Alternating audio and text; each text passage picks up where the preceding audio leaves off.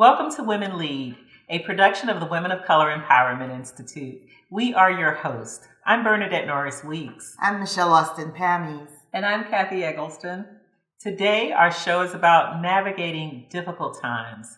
Times when you feel like maybe it's hard to watch the news. Maybe you don't really want to go out and engage in the way that you did before. Today, we're going to have a conversation about that and how we get through it.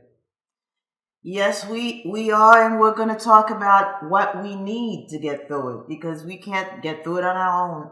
And one of the things we realize is that sisterhood is important, fellowship is important, and we can kind of talk about how do we get that sisterhood, that fellowship that we're seeking in these difficult times. Well, we are the Women of Color Empowerment Institute, and so luckily that's what we talk about here, and that's what we do here. It's important now and in the future, strategies for coping and for thriving. And for living full, meaningful lives. I mean, ladies, I do a lot of reading on blue zones, and I'm not sure if our audience or maybe the two of you may have heard about blue zones, right? Sure. In areas where people live over 100 and it's documented, and the things that they do in order to do that, whether it's eating well or communicating and staying connected with neighbors and organizations and religious institutions.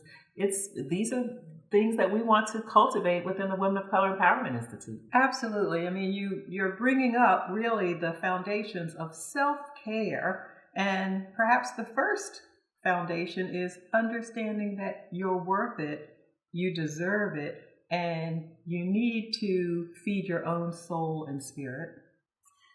I agree. Right now, what we're talking about for me is, I think it's important in the blue zones also, that you are surrounded by family, by friends, that you're not somebody trying to survive on your own. And in the difficult times, that's when you're most in need of your neighbor. And how do you reach out to that neighbor if you don't have one close by? I think that there are organizations such as ours, Women of Color Empowerment Institute, and others, where you can meet people who can become those lifelong friends, those people to really go through life with. And right now, what we've done is we've had different events where we found that the people were really happy to be there, particularly because it's been very difficult lately. And well, let's talk about one of the events. We had a gospel music concert, which was amazing, with some local artists. And I actually invited one of my personal favorites, Terrion Nelson, who sang at my wedding over 25 years ago. Who was terrific. She was. We had Melvin Dawson III, who was amazing. And not to forget, as women, Alicia Marie. Oh, and she brought the house down. She brought the house down. So. And so events like this that bring us together, that give us an opportunity to commune and be with each other, and not to mention and underscore the importance of what gospel music has meant to women of color, Black communities in general over the years. We should show you a little bit of that event with our great performers. Have a look. My soul desires to be used, an empty vessel longing to be filled by you. My soul desire is to serve you, Lord, to do your perfect will, to work each day and build your kingdom. This is my soul's desire.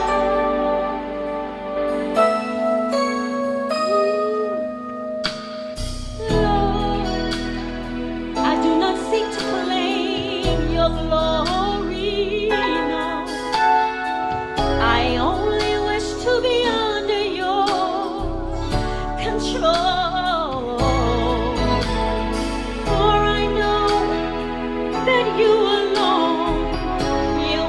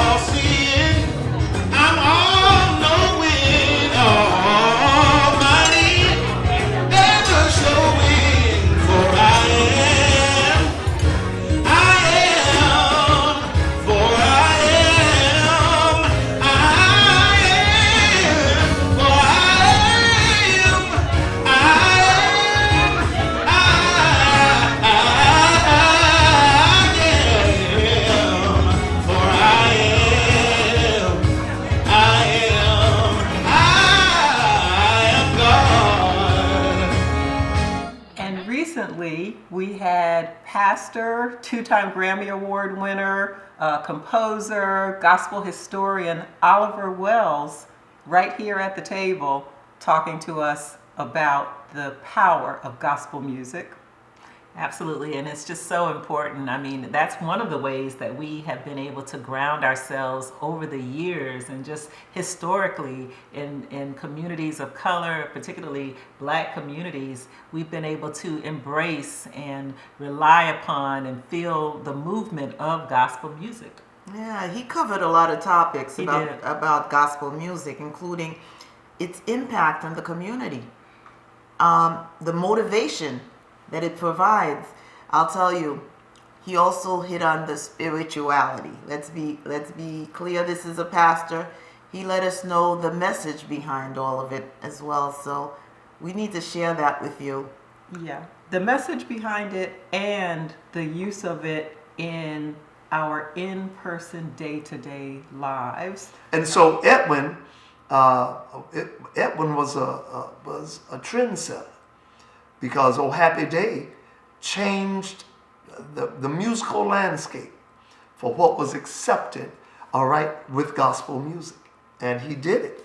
And now, where we are now today, because of what had happened with Edwin and the opening of those creative doors, you have people expressing themselves now in a multiplicity of ways.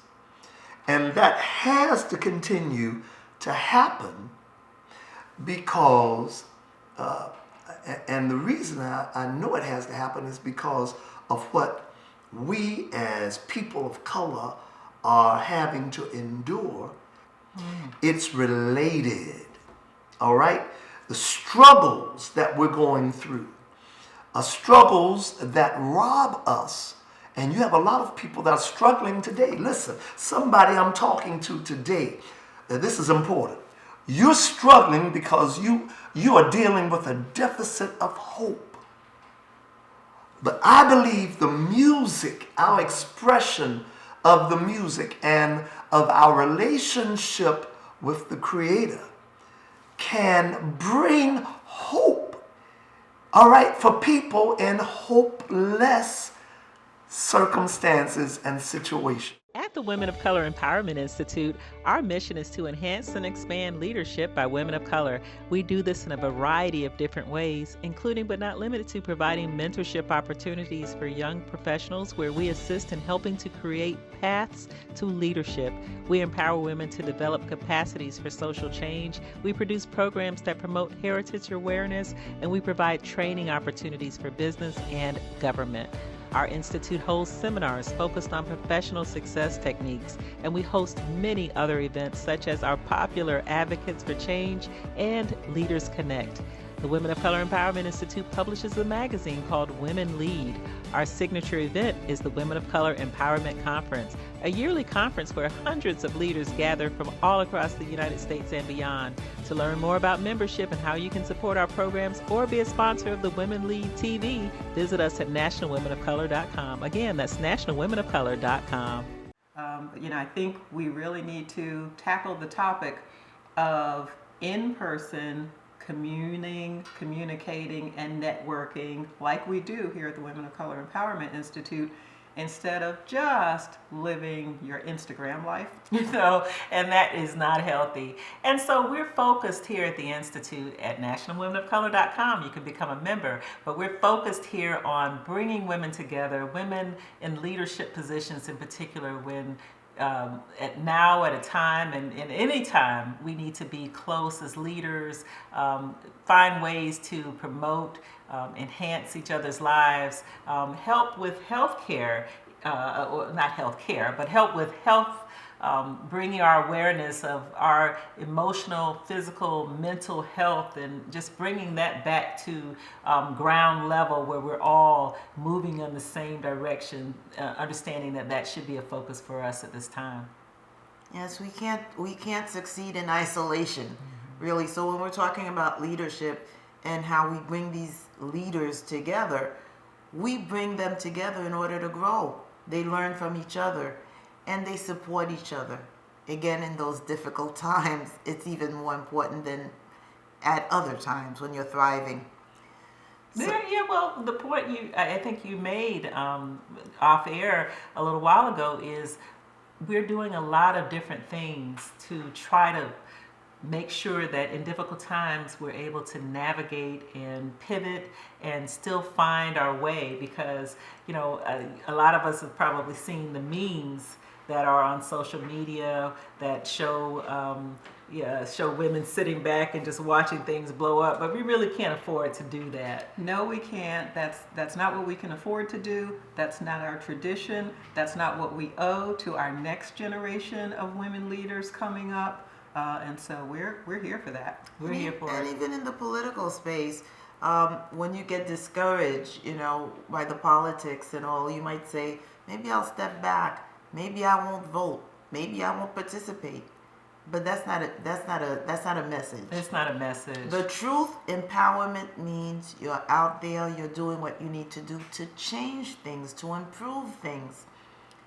You can't just lay back and feel bad and feel sorry for yourself and the status of what is going on, but you have to be active. You have to be active, and active is all-encompassing. You join forces with other similarly minded individuals.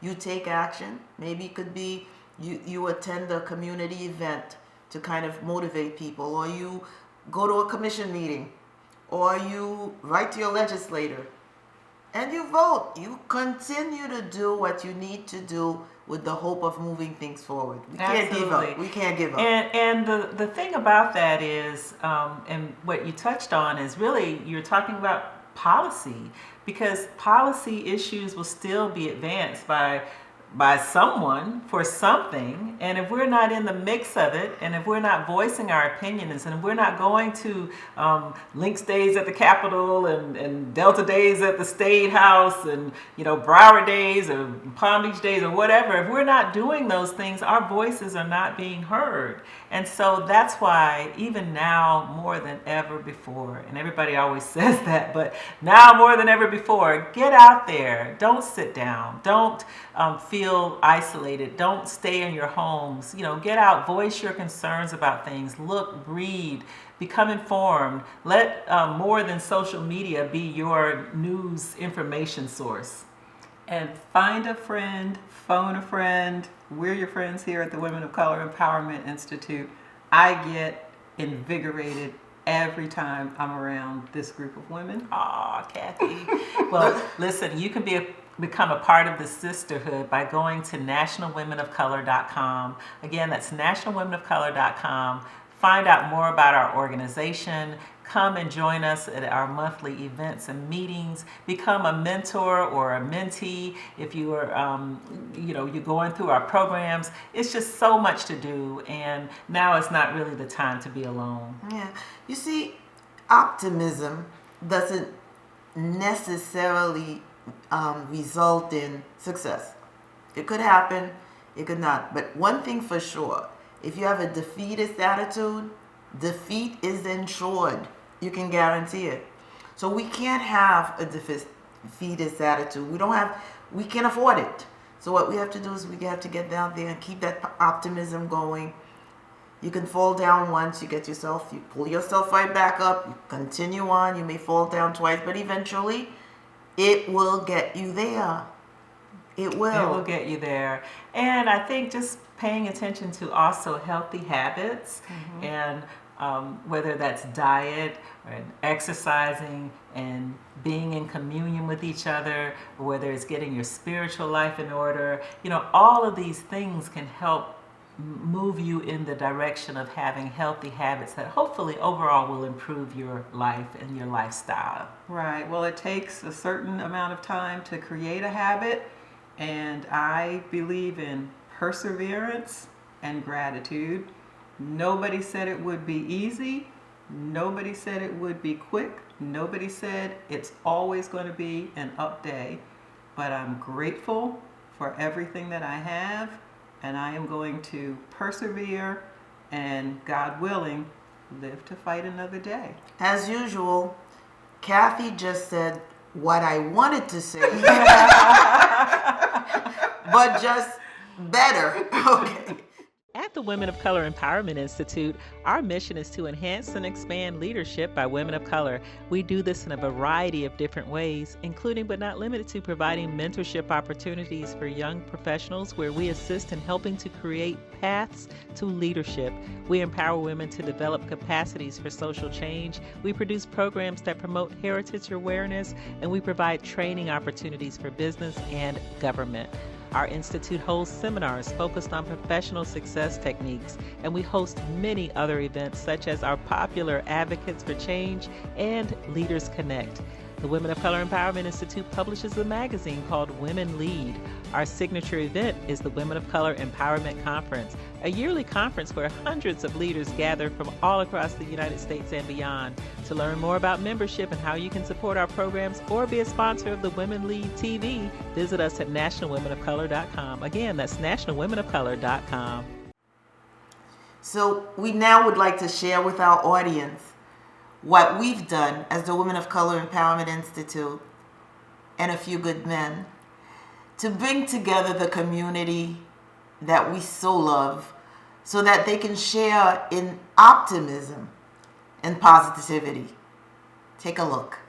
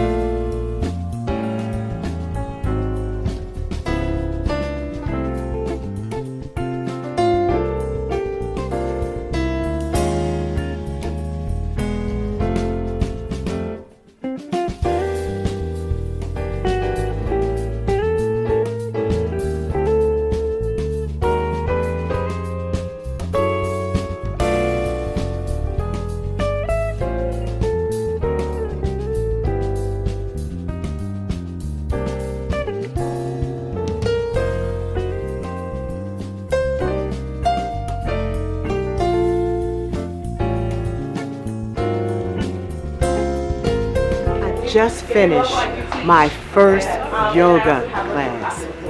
How was it? Let me tell you something. You gotta have the energy. But you know the thing that I love was the instructor, because she had a pace with it for us, especially for people like myself, you know, who just turned 65.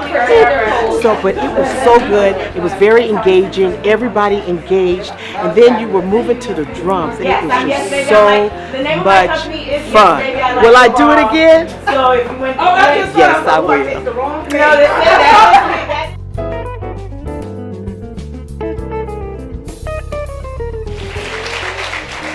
What foundational principles have guided you on your journey to becoming the Olympic athlete that you are?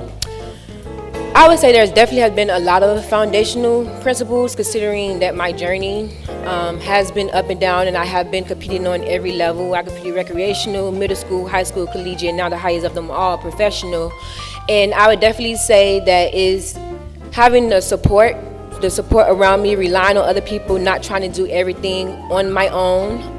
Also that idea of communication and building my support network and meeting people wherever I go and being able to use those connections later down the line. Some people that I met years ago recognize me and would invite me to this or that, and it's like, just because I made an impact on them with my first impression. So, you know, just keeping that in mind and just knowing, like, wherever I walk around with the mindset of I never know who's watching me. And so I try to make sure wherever I go that I'm kind to others, I'm receptive of others, I treat them how I would want to be treated, and that goes for whether you're at the top in your industry or whether you're at the bottom of your industry. I feel like everyone should be treated the same.